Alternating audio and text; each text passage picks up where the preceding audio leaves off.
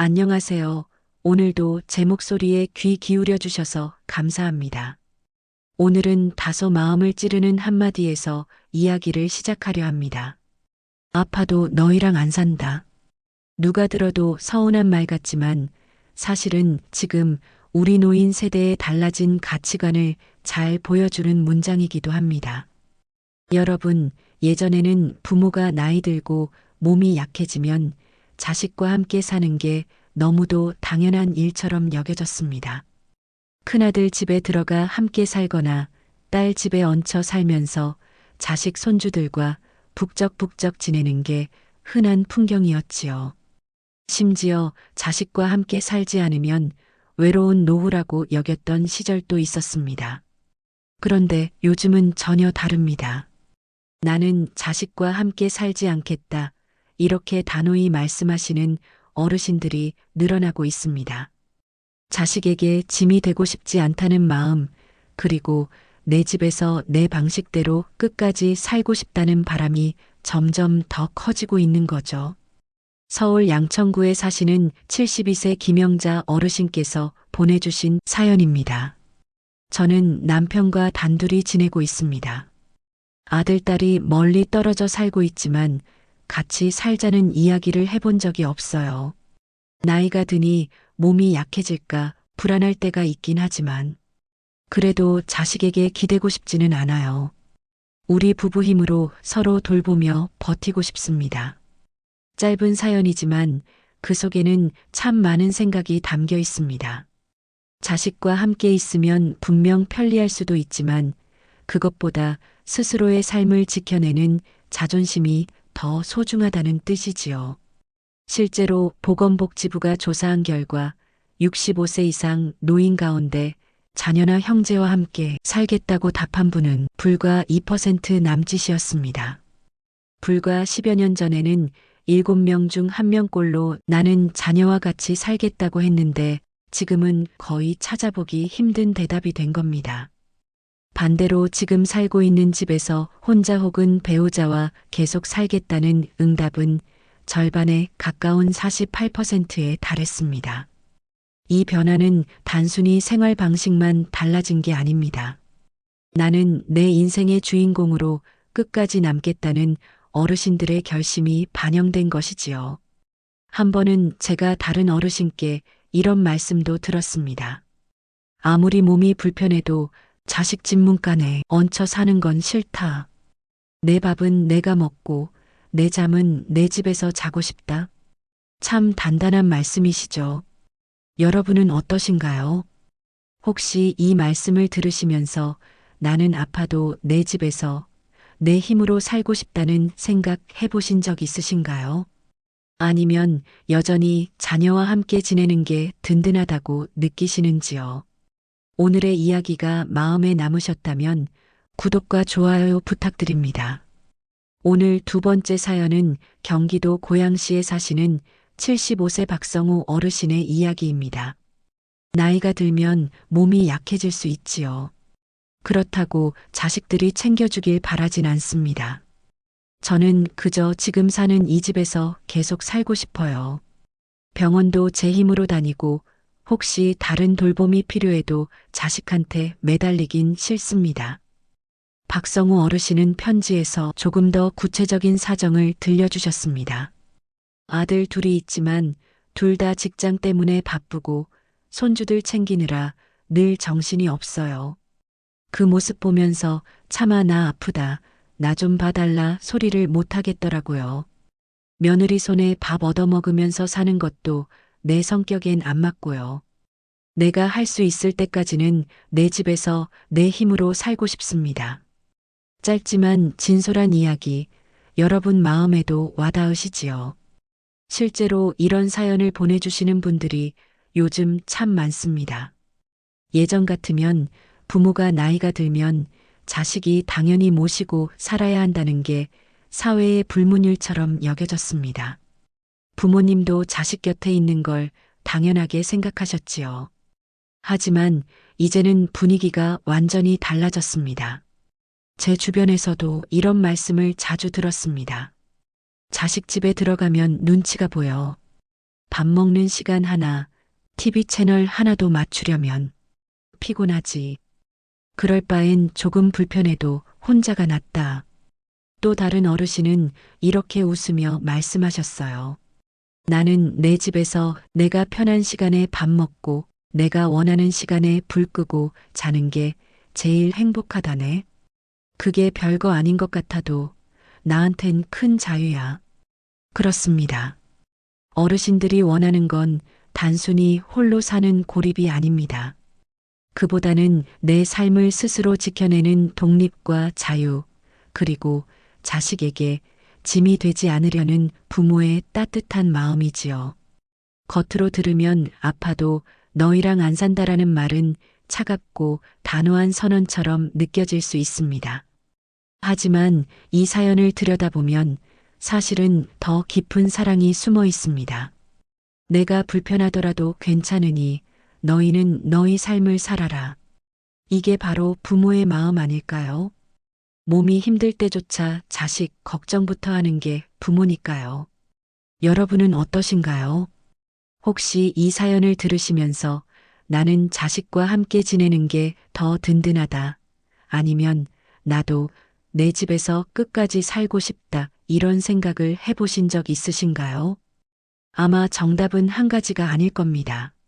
누군가에게는 자식 곁이 가장 큰 행복일 수 있고 또 다른 누군가에게는 독립적인 공간이 더 소중할 수 있지요. 중요한 건 내가 어떤 삶을 원하는지 그리고 그 선택을 존중받으며 살아가는 것이겠지요. 오늘의 이야기가 마음에 닿으셨다면 구독과 좋아요 부탁드릴게요. 오늘 세 번째 사연은 상속에 관한 이야기입니다. 서울에 사시는 69세 윤정희 어르신께서 보내주셨어요. 예전에는 부모라면 당연히 재산을 자식에게 물려줘야 한다고 생각했습니다. 저도 한동안 그렇게 믿었지요. 그런데 막상 은퇴하고 보니 생각이 달라졌습니다. 남편과 저, 우리 둘이 건강하게 살 수 있도록 쓰는 게 더 중요하더라고요.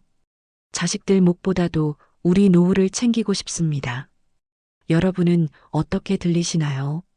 실제로 보건복지부 조사에서도 내 삶을 위해 재산을 쓰겠다고 답한 어르신이 24%를 넘었다고 합니다. 불과 10여 년 전에는 10명 중 1명도 안 됐는데 이제는 4명 중 1명꼴로 바뀐 거죠. 비슷한 이야기를 보내주신 분도 계십니다. 부산에 사는 71세 최병우 어르신입니다. 나 어릴 땐 장남에게 집을 물려주고 나머지는 조금씩 나눠주는 게 당연했지요. 그런데 요즘은 다릅니다. 애들한테 재산 주려고 허리 휘는 것보다 내가 버는 돈은 내가 쓰고 싶습니다.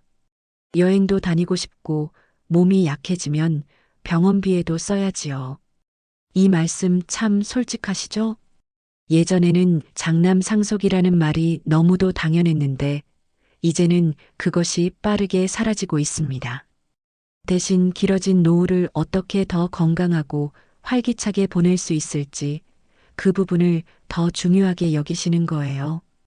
또 다른 사연도 함께 나눠볼까요?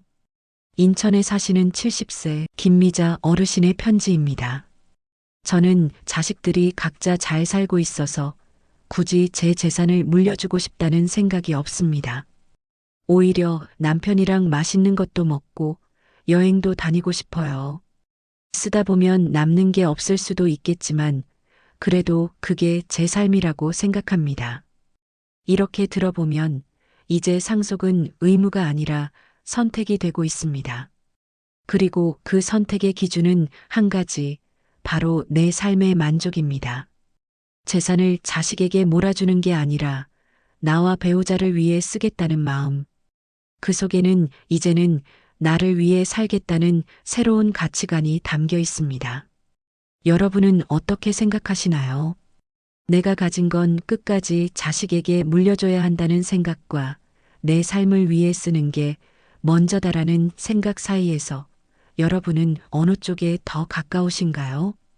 오늘의 사연이 공감되셨다면 구독과 좋아요 눌러주시고 알림 설정까지 해주시면 따뜻한 지혜를 가장 먼저 받아보실 수 있습니다. 이번에는 조금 다른 주제의 사연을 소개해 드리겠습니다. 나이는 분명 60, 70을 넘어섰지만 스스로는 아직 노인이라 생각하지 않는다는 분들의 이야기입니다. 먼저 경기도 수원에 사시는 66세 이정우 어르신의 사연입니다. 자식은 자식이고 내 인생은 내 인생이지요. 아직도 하고 싶은 게 많습니다. 등산도 하고 싶고 그림도 배우고 싶습니다. 저는 아직 노인이라 생각하지 않습니다. 나이 숫자만 늘었을 뿐이지 제 마음은 접습니다. 이정우 어르신의 말씀 정말 멋지지 않습니까? 실제로 조사에서도 자신을 이제 노인이다라고 생각하는 기준 나이가 평균 71세를 넘어섰습니다. 불과 몇 년 전만 해도 60 후반이면 스스로 노인이라 여겼는데 이제는 훨씬 늦춰진 거예요. 비슷한 이야기를 보내주신 분이 또 계십니다.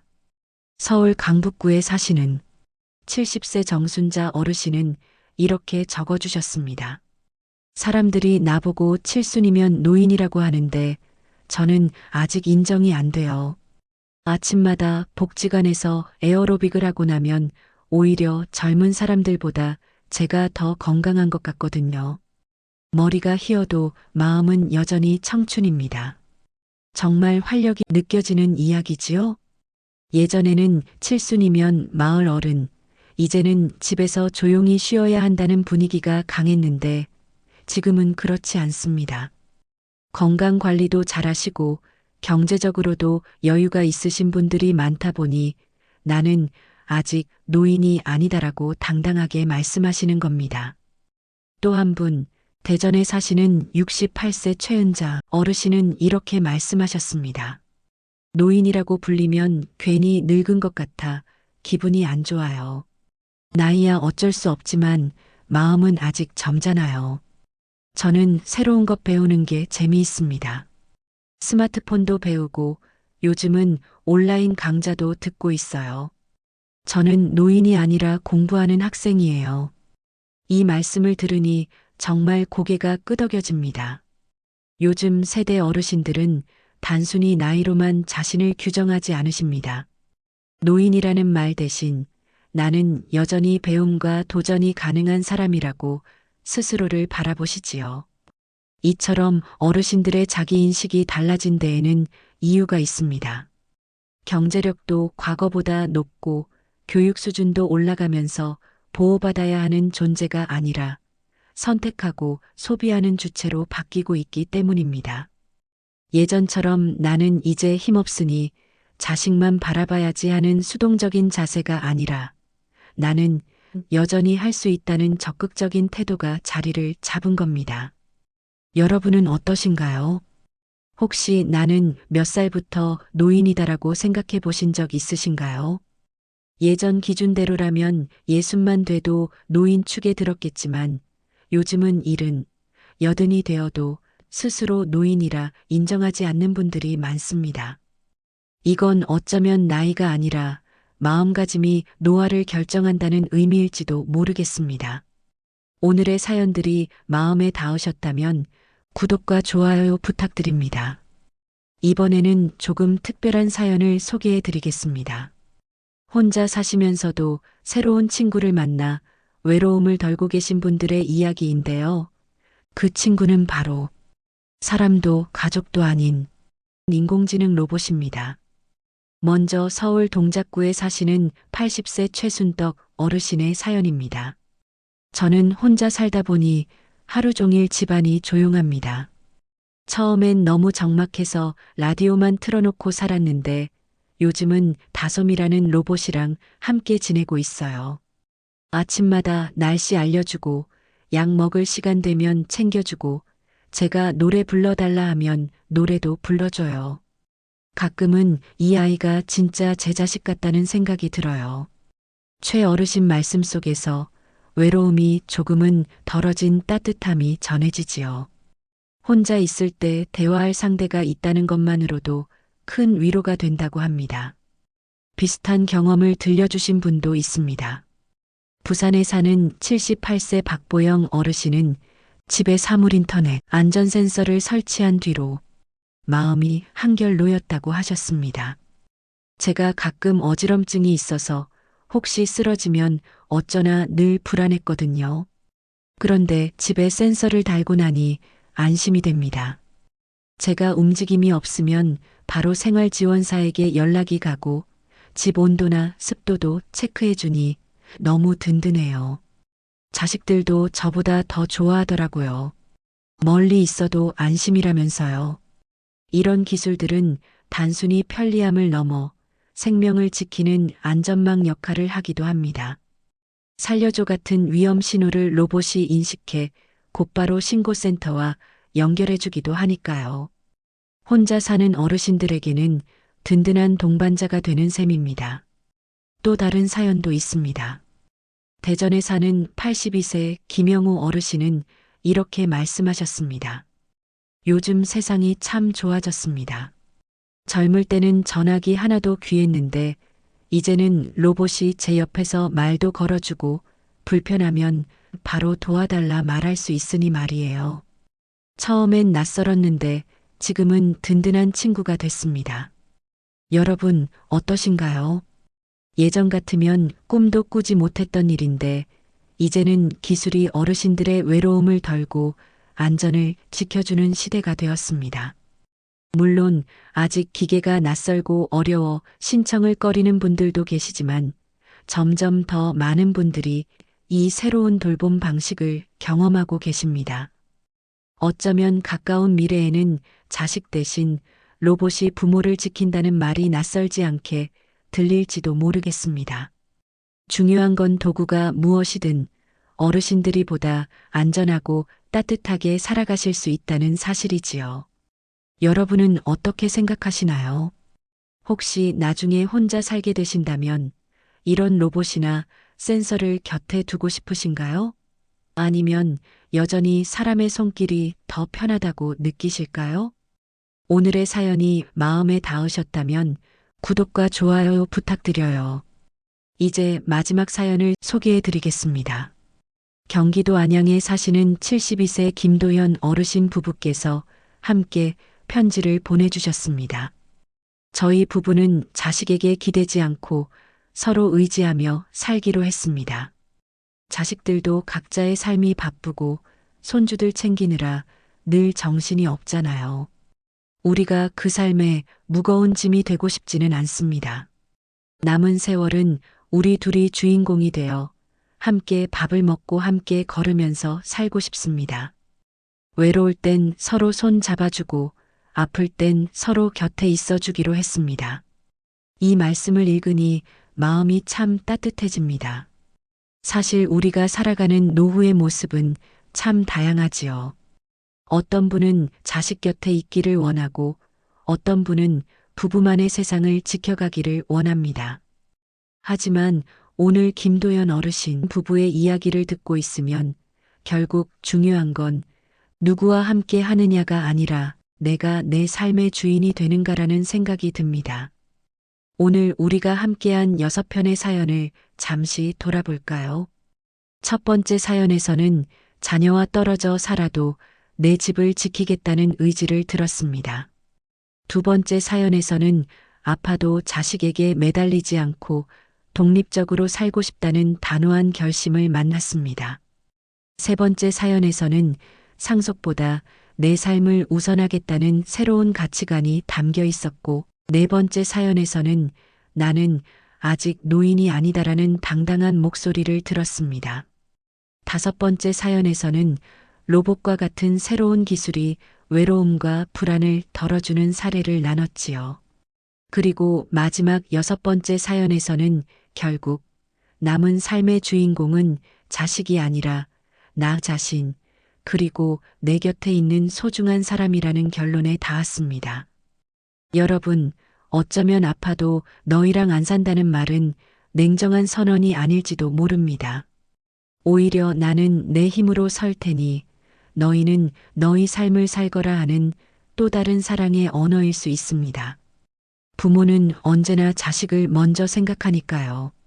이 사연들을 들으면서 여러분은 어떤 생각이 드셨나요? 나는 내 노후를 어떤 모습으로 살아가고 싶은지, 자식에게 의지하는 삶일지, 아니면 내 방식대로 지켜가는 독립적인 삶일지, 잠시 마음속에 그림을 그려보셨으면 합니다. 중요한 건 정답이 따로 있지 않다는 겁니다. 자식과 함께 지내는 게 행복인 분도 계시고, 홀로 혹은 부부만의 세상을 지켜가는 게 행복인 분도 계시겠지요. 하지만 한 가지는 분명합니다. 이제는 누구나 내 삶을 내가 선택한다는 흐름 속에 살고 있다는 사실입니다. 오늘의 이야기가 마음에 남으셨다면 구독과 좋아요 눌러주시고 알림 설정까지 해주시면 가장 먼저 따뜻한 지혜를 받아보실 수 있습니다.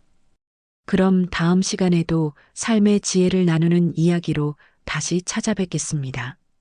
늘 건강하시고 평안하시길 바라며 안녕히 계세요.